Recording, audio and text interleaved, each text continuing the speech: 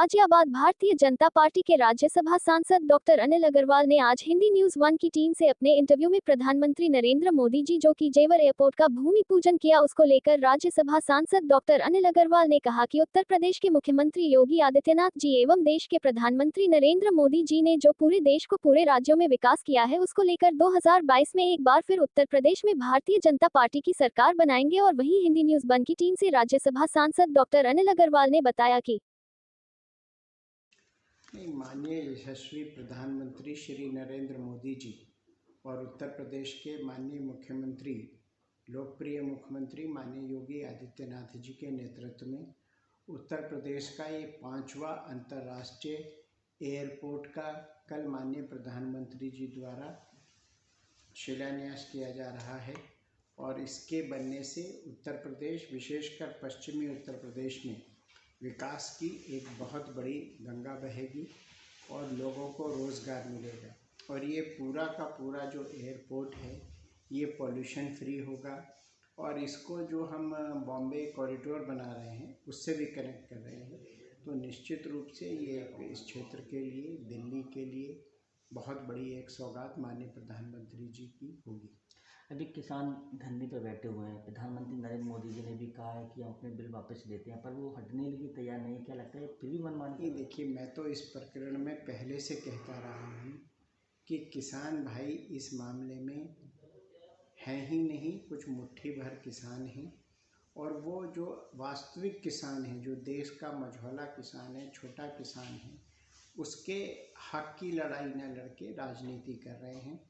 आज माननीय प्रधानमंत्री जी ने जो बड़ा दिल करके इन कृषि कानूनों को वापस लिया है, उसके बाद भी धरने पे बैठे हैं, तो ये निश्चित रूप से किसानों की लड़ाई नहीं है, ये राजनीतिक लड़ाई है। और कुछ विरोधी दल जिसके सबूत भी हैं वो इस आंदोलन को किसी भी प्रकार से लंबा खिंचवाने की कोशिश कर रहे हैं। कह रहे प्रधानमंत्री ने झूठ बोला। 11 बार की बैठक हिंदी भवन में, विज्ञान भवन में हुई थी, उसको लेकर नहीं। अभी भी जो देश का नागरिक प्रधानमंत्री के लिए इस प्रकार के शब्द यूज़ करे वो देश का सच्चा नागरिक नहीं हो सकता। माननीय प्रधानमंत्री जी ने आज तक जो भी वक्तव्य दिए हैं, जो भी देश से वादा किया है, पूरा किया है।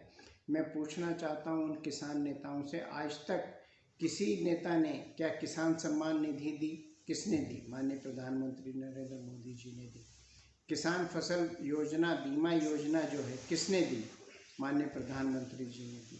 आज जो किसानों की सॉइल टेस्टिंग की जा रही है, सॉइल हेल्थ कार्ड बन रहे हैं, किसने शुरुआत की? माननीय प्रधानमंत्री श्री नरेंद्र मोदी जी ने की।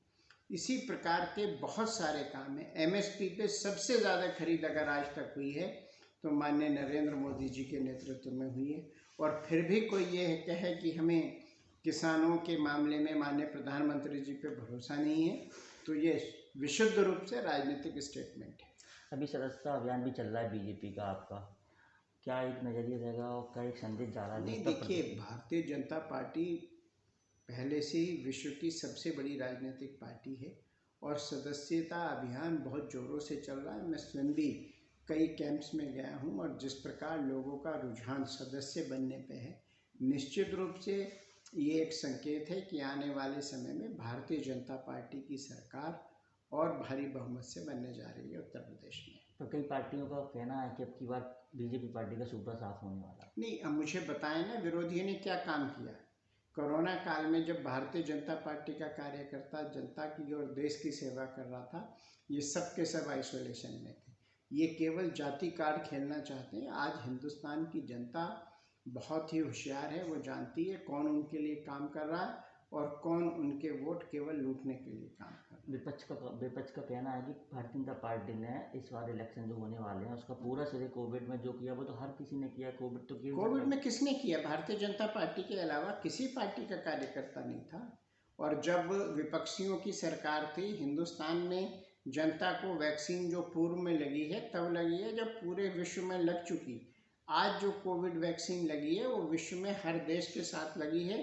और यही लोग जो उस वैक्सीन का मजाक उड़ाते थे सबसे पहले अपनी लगाई। और आज भारतीय जनता पार्टी माननीय नरेंद्र मोदी जी के नेतृत्व में देश ने 115 करोड़ वैक्सीन का जो आंकड़ा पार किया है, तो उसका तो श्रेय भारतीय जनता पार्टी को और माननीय नरेंद्र मोदी जी को जाता ही है। जो उत्तर प्रदेश में 2022 के चुनाव में किस प्रकार से लगता है कि कितनी सीटें आप?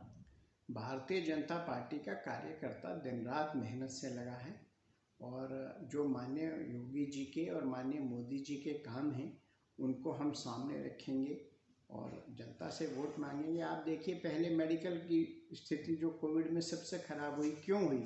पूर्ववर्ती सरकारों ने मेडिकल कॉलेज बनाए नहीं, इंफ्रास्ट्रक्चर मेडिकल पे ध्यान नहीं दिया। माननीय मोदी जी और योगी जी ने प्रदेश में 39 मेडिकल कॉलेज फंक्शनल कर दिए हैं। ये अपने आप में बहुत बड़ी बात है। कहने को कोई कुछ भी कहे, लेकिन इस सरकार में जो काम हुआ है वो अद्भुत है और परिकल्पना से परे है। कितनी सीटें आपकी बात नहीं?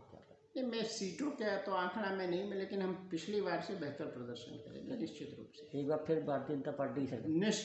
निश्चित दोबारा भारतीय जनता पार्टी की सरकार बनेगी। किसानों का कहना है कि अब की बार कितने किसान हैं, मैं यही तो कहना चाहता हूँ। देश का वास्तविक किसान तो खेत में काम कर रहा है। जो यहाँ बैठे हैं ये किसानों का प्रतिनिधित्व नहीं करते। ये लोग, आप देखिए, बॉर्डर पे जाके 200 भी किसान नहीं होंगे। और ये किसानों की जो मांगे थी वही मांगे तो माननीय मोदी जी ने पूरी की थी। उसके बावजूद भी माननीय प्रधानमंत्री जी ने बड़ा दिल करके तीनों कृषि कानूनों को वापस लिया और एक कमेटी की घोषणा की कि जिसमें हम कोशिश करेंगे कि जो भी मुद्दे छूट गए हैं उनको ले। एमएसपी पे आज तक की सर्वाधिक खरीद की, फिर भी ये इस तरह की बात कर रहे हैं, तो ये किसानों का प्रतिनिधित्व नहीं करते हैं, ये तो राजनीतिक रूप से काम कर रहे हैं। राकेश टिकैत ने भी बयान दिया हाल ही में, उन्होंने कहा कि ये सरकार चलने लायक नहीं है। उनके बयानों को मैं बहुत सीरियसली नहीं लेता हूं और वो उनके पिताजी की तो मुख्य मांग थी, जो वास्तव में किसानों के मसीहा थे, कि किसान को अपनी फसल कहीं भी बेचने की आज़ादी मिले। जब ये काम भारतीय जनता पार्टी की सरकार ने किया, उन्होंने इसका स्वागत किया, बाद में क्यों विरोध में बैठ गए? ये एक बहुत बड़ा प्रश्न है। और जिस प्रकार से किसान आंदोलन के पीछे महिलाओं के साथ बलात्कार हुआ है, एक व्यक्ति के हाथ काट दिए गए, पैर काट दिए गए, उसका मर्डर कर दिया, ये क्या किसान कर सकता है काम? ये निश्चित रूप से किसान का काम नहीं है। ये आंदोलन कुछ लोगों ने हाईजैक कर लिया और उसी की वजह से इस प्रकार की अप्रिय घटनाएं हुई हैं।